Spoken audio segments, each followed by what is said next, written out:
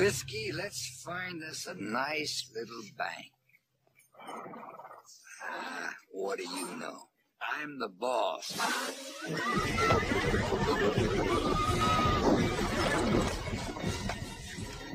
Not just the whiskey. And just for that, I'm going it alone. And without me, you'll wind up holding a broken chair together.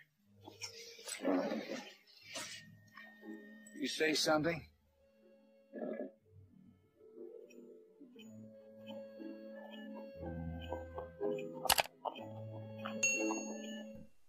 Cowboy telah memainkan peranan yang penting semasa zaman pengembangan kuasa dan pengaruh Amerika Syarikat ke arah barat.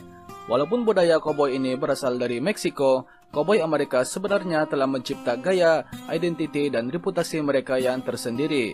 Sepanjang sejarah pramodern, gaya hidup mereka yang ikonik telah diterjemahkan melalui pelbagai buku, film dan rancangan televisyen yang tidak terkira banyak jumlahnya.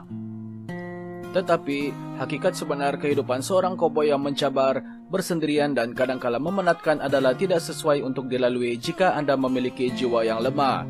Kegagalan beradaptasi dengan pekerjaan hakiki sebeginilah yang sering menyebabkan golongan cowboy ini bertukar kepada kerjaya-kerjaya haram seperti merompak dan menjadi pembunuh upahan.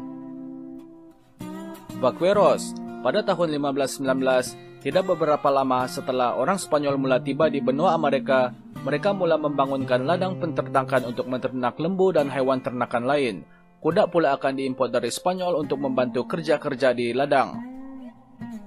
Cowboy yang asli sebenarnya berasal dari budaya Meksiko. Pada asalnya mereka dipanggil sebagai vaqueros, istilah yang berasal dari perkataan Spanyol vaca yang bermaksud lembu. Golongan vaqueros ini kebiasaannya selalu diupah atau disewa khidmat mereka oleh para penternak untuk menjaga hewan ternakan karena mereka amat terkenal dengan kemahiran menunggang kuda, bermain tali dan mengembala. Menjelang awal tahun 17 ribuan, industri penternakan telah berkembang sejauh hingga ke Texas, New Mexico, Arizona dan sejauh ke selatan Argentina. Semasa misimu balik ke California bermula pada tahun 1769, budaya penternakan mula diperkenalkan ke lebih banyak di kawasan barat. Pada awal tahun 18 ribuan, ramai peneroka berbahasa Inggris telah berhijrah ke barat dan mula menyerap beberapa aspek budaya vaqueros. Ia termasuklah dari gaya fashion pakaian mereka dan kaidah mengembala lembu. Golongan cowboy berasal dari pelbagai latar belakang. Ia bukan sejenis budaya yang eksklusif untuk orang putih dari Eropa saja. Budaya cowboy turut diangkat oleh kaum lain. Antaranya termasuklah orang Afrika Amerika, kaum pribumi Amerika, orang Meksiko dan peneroka dari Timur Amerika Syarikat dan Eropa. Bahkan orang Asia juga ada yang terpengaruh dengan budaya cowboy. Manifest Destiny Cowboy Amerika. Pada pertengahan tahun 18 ribuan, Amerika Syarikat membina jalan kereta api yang menjangkau sejauh ke arah barat, dan disinilah cowboy memainkan peranan penting dalam Manifest Destiny, sebuah ide yang memupuk kepercayaan bahwa Amerika Syarikat adalah negara yang perlu ditubuhkan atas takdir Tuhan. Ia hampir serupa dengan konsep mandat dari surga imperialis China, namun ide takdir Tuhan bersih Amerika Syarikat lebih cenderung dipupuk sebagai propaganda politik negara itu, karena pengembangan kuasa ke arah barat sentiasa menyebabkan sempadan pemerintahan kerap berubah-ubah. Cowboy pada awalnya berperanan mengembala dan mengumpulkan ternakan yang diangkut menggunakan kereta api di seluruh negara untuk didagangkan. Untuk mengenal pasti suatu binatang ternakan itu adalah milik pengusaha peternakan yang mana, cowboy akan memberikan jenama khas terhadap hewan itu dengan meninggalkan kesan tanda khas pada kulit mereka dengan cara penandaan bara api. Antara 8 hingga 12 orang cowboy diperlukan untuk memastikan kerja-kerja mendorong dan memindahkan sekitar 3.000 ekor lembu di sepanjang laluan khas untuk lembu. Pada saat Perang Saudara sedang berakhir pada tahun 1865, Union Army telah banyak menghabiskan bekalan daging lembu di utara, yang meningkatkan permintaan untuk daging lembu. Perkembangan industri pembungkusan daging juga turut mendorong kepada pemakanan dan permintaan tinggi untuk daging lembu. Menjelang tahun 1866, berjuta-juta ekor lembu jenis Longhorn dikumpul dan dibawa ke depot kereta api. Lembu dijual untuk pasaran utara dengan harga sekitar $40 satu kepala. Industri penternakan terus berleluasa hingga akhir 18 ribuan. Peneroka kulit putih dibenarkan untuk menuntut pemilikan tanah awam di Great Plains sebagai sebuah kawasan terbuka untuk meternak lembu-lembu yang dibeli. Tetapi pada tahun 1860-an, sebahagian besar tanah mula diswastakan setelah perselisihan mengenai isu hak pemilikan tanah diselesaikan dan penggunaan pagar kawat berduri mula menjadi semakin meluas. Semasa musim sejuk tahun 1886 sehingga 1887, ribuan ekor lembu mati setelah suhu jatuh hingga di bawah tahap beku di beberapa bahagian di barat. Ramai pengkaji percaya bahwa musim sejuk yang dahsyat ini adalah permulaan kepada pengakhiran bagi era koboi. Kerja mengembala lembu tetap diteruskan, tetapi pada skala yang lebih kecil. Hinggalah pertengahan tahun 1900-an, sebilangan besar golongan koboi mula memilih jalan kehidupan yang lebih terbuka dan kebiasaannya menerima upah mengembala dari pemilik ladang pribadi di barat. Watak koboi. Walaupun peranan koboi mula merosot pada tahun 1920-an, film-film Hollywood terus mempopulerkan gaya hidup koboi melalui film-film yang mempromosikan budaya koboi barat, western atau west culture dari tahun 1920-an hingga 1940-an.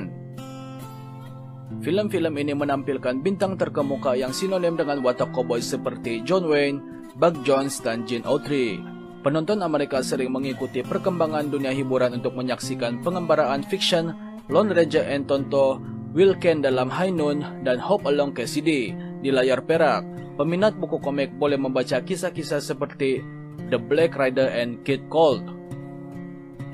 Mengikut pemahaman masyarakat sekarang, tidak banyak yang mereka paham tentang hakikat sebenar dari kehidupan di ladang peternakan dan budaya koboi itu sendiri. Koboi sering didendangkan sebagai pahlawan atau perompak. Dalam kisah-kisah fiction, koboi sering digambarkan sebagai hero dalam pertentangannya terhadap suku pribumi Red Indian, penduduk asli Amerika. Amat jarang Hollywood mendedahkan hakikat sebenar pekerjaan mereka, yaitu sebagai gembala di ladang peternakan. Aktor seperti John Wayne dianggap sebagai pelakon yang membawa watak koboi dengan baik hingga dijadikan idola, walaupun film barat jarang menonjolkan sisi kehidupan koboi yang sebenarnya. Koboi juga sering digambarkan sebagai pelopor untuk fashion yang ideal dalam budaya maskulin. Contohnya sebagaimana mereka digambarkan hingga sinonim dengan jenama-jenama tertentu seperti rokok Marlboro. Kehidupan koboi. Budaya koboi secara lazimnya dipenuhi dengan golongan lelaki muda terdesak yang amat memerlukan wang tunai. Rata-rata pendapatan bulanan seorang koboi di barat kebanyakannya menghasilkan sekitar $25 hingga $40 sebulan. Selain mengembala lembu, mereka juga boleh diharapkan untuk membantu menguruskan kuda, memperbaiki pagar dan bangunan, mengerjakan peternakan lembu, dan dalam beberapa case membantu menubuhkan kubu kota di perbatasan. Koboi ada kalanya menghasilkan reputasi yang buruk atas banyak tindakan jenayah, pelanggaran undang-undang, merompak, hingga ada di kalangan mereka yang diharamkan dari muncul di beberapa tempat-tempat tertentu. Seperti yang kita semua tahu, mereka biasanya memakai topi besar dengan scarf lebar untuk melindungi mereka dari kepanasan sinar matahari, kasut kulit yang lasak untuk memudahkan mereka menunggang kuda, dan bandana untuk melindungi wajah mereka dari pasir dan debu. Ada yang memakai chaps yang dibuat dari kulit di bahagian luar seluar mereka untuk melindungi kaki mereka dari terkena jarum pohon kaktus yang tajam dan kawasan bukit yang berbatu. Semasa mereka tinggal di ladang, koboi-koboi ini berkongsi rumah tumpangan antara satu sama lain. Untuk hiburan, mereka akan mengisi masa lapang dengan menyanyi, bermain gitar dengan harmonika, dan menulis puisi. Istilah koboi yang asalnya ditulis dari gabungan perkataan cowboy pertama kali digunakan oleh pengarang bernama Jonathan Swift pada awal abad ke-18 untuk merujuk kepada pemuda-pemuda yang menjaga lembu. Perkataan mainstream yang digabungkan menjadi koboi mula populer pada pertengahan abad ke-19 ketika masih diselaraskan. Koboi juga turut disebut sebagai cowpoke, buckaroos, cowhands, dan cowpuncher. Koboi yang paling berpengalaman dipanggil segundo, bahasa Spanyol yang bermaksud kedua, dan biasanya akan menunggang di barisan hadapan jika secara berkumpulan sebagai penentu jalan yang akan digunakan. Setiap hari bekerja adalah amat berat dan lasak bagi seorang koboi. Waktu bekerja adalah sekitar 15 jam, dan sebahagian besar masa bekerja itu dihabiskan dengan menunggang kuda atau melakukan tugas fisikal yang lain. Koboi rodeo. Sesetengah koboi akan menguji kemahiran mereka antara satu sama lain dengan melakukan aktiviti rodeo, pertandingan yang direka berdasarkan tugas harian seorang koboi. Antara aktiviti rodeo termasuklah menunggang lembu, menangkap anak lembu menggunakan tali pusing, menunggang kerbau tanpa pelana, dan perlombaan tong barrel. Acara rodeo secara profesional yang kali pertama diadakan adalah di Prescott, Arizona pada tahun 1888. Sejak itu, sukan rodeo terus menjadi salah satu acara hiburan yang populer di Amerika Syarikat, Meksiko, dan di beberapa tempat lain. Koboi hari ini, setelah bertahun-tahun, bilangan koboi yang bekerja mulai menurun, tetapi pekerjaan itu tidak lekang dari zaman. Gaya hidup dan budaya koboi masih subur di beberapa kawasan tertentu, terutamanya kawasan yang jauh dari bandar besar di Amerika Syarikat. Koboi masih wujud walaupun pada tahap yang tidak lagi sama sepenuhnya berbanding dengan koboi abad yang lalu. Koboi terus berperanan membantu menguruskan ladang-ladang peternakan yang besar di negeri-negeri seperti Texas, Utah, Kansas, Colorado, Wyoming, dan Montana. Mengikut Biro Statistik Tenaga Kerja Amerika Syarikat, pada tahun 2003 terdapat sekitar 9.730 pekerja dalam kategori aktivitas sokongan untuk pengeluaran haiwan, yang merangkumi golongan koboi. Pekerja ini memperoleh pendapatan secara purata $19.340 setiap tahun. Walaupun peluang semakin meningkat dan telah lama meninggalkan kehidupan yang terdesak, budaya koboi Amerika terus kekal menjadi sebahagian daripada kehidupan di Amerika Barat. Namun tidaklah budaya koboi ini dipenuhi dengan aksi tembak-menembak seperti yang sering digambarkan Hollywood.